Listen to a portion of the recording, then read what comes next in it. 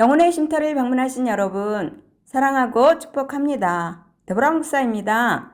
오늘은 시편 23편, 나의 목자 되시는 하나님이라는 말씀을 통해 은혜를 나누고자 합니다. 이 시를 쓴 다윗은 하나님이 목자이시니 부족함이 없다고 고백합니다. 하나님이 우리를 쉴만한 물가로 인도하시고 지팡이와 막대기가 아니하시며 함께 하시기 때문에 어떤 원수들이 공격을 해도 두려워하지 않는다라고 하시며, 끝내는 하나님께서 원수들이 보는 앞에서 우리에게 상을 차려주시는 은혜를 베푸시며 하나님의 집에 영원히 살게 하신다는 것입니다. 이처럼 시편 23편은 주기도문 다음으로 많이 읽혀지는 소망과 용기를 주는 고백을 노래한 것으로 하나님에 대한 신뢰와 확신을 보여주는 시예요. 그리고 우리나라 성도들이 가장 많이 애송하는 말씀이지요. 우리가 힘든 상황, 심지어 죽음의 음침한 골짜기를 지나가게 될지라도 하나님이 우리를 지켜 보호하여 주신다는 믿음의 고백입니다. 그렇다면 이처럼 시인인 다윗이 확신하며 바라는 소망은 무엇인가 세 가지로 살펴봅니다.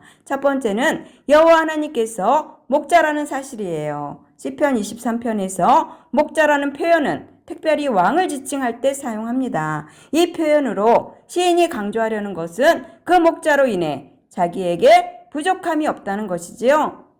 이것은 하나님께서 자신의 모든 것이 됨을 고백하는 말이며 여호와 하나님 한 분만으로 만족하는 말이기도 합니다. 두 번째는 여호와 하나님께서는 자신의 이름을 위해 일한다는 사실이에요. 시편 23편에 사용된 두 가지 특별한 단어가 배부름과 안식입니다. 이것은 집주인이 자기를 찾아온 손님에게 베푸는 행동에서 찾을 수가 있어요. 그리고 이 시편에서 사용된 그 행동의 목적은 자신의 이름을 위한 것입니다. 하나님이 하시는 일에 목적이 있음을 알아야 하고 하나님의 인도와 보호함을 통해 경험하게 되는 배부름과 안식도 이러한 목적을 위한 것임을 알아야 합니다. 세 번째는 여호와의 선하심과 인자하심이 평생 자신을 지켜주신다는 것입니다.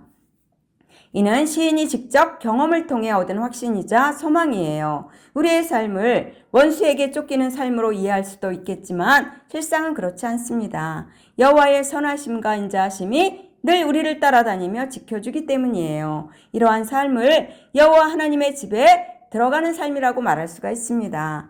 여호와의 전이란 하나님의 완전한 보호와 인도하심을 상징하기 때문이에요. 이제 말씀을 통해 여호와 하나님은 과연 우리에게 어떤 분이신가 살펴보겠습니다. 1절로 3절에서 여호와는 나의 목자시니 내게 부족함이 없다라고 말씀합니다. 하나님은 우리의 목자가 되신다고 말씀하고 계시죠? 우리의 목자라는 말은 우리는 하나님의 양이에요.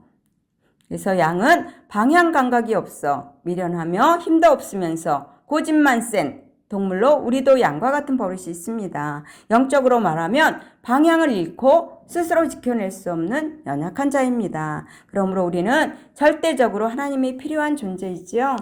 또한 시인은 하나님은 우리의 인도자가 되신다고 말합니다. 목자가 자기 양들을 푸른 풀밭과 쉴만한 물가로 인도하듯이 하나님은 우리에게 새 힘을 주시고 택하신 백성이므로 하나님의 이름을 위해 우리 영혼을 살리십니다. 우리가 먹고 사는 문제 물론 중요하지요. 그런데 우리가 추구하는 넓고 평안하다고 생각하는 길은 사실은 주님께로 가는 길이 아닙니다.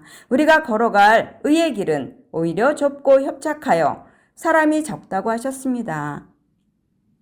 그러나 하나님의 도우심을 입어야 우리 영혼이 살고 겉사람인 우리 몸이 건강해지고 그래서 일도 힘차게 하고 돈도 벌고 풍성한 삶을 살게 되는 것이에요. 4절에서 내가 사망의 음침한 골짜기로 다닐지라도 해를 두려워하지 않을 것은 주께서 나와 함께 하심이라.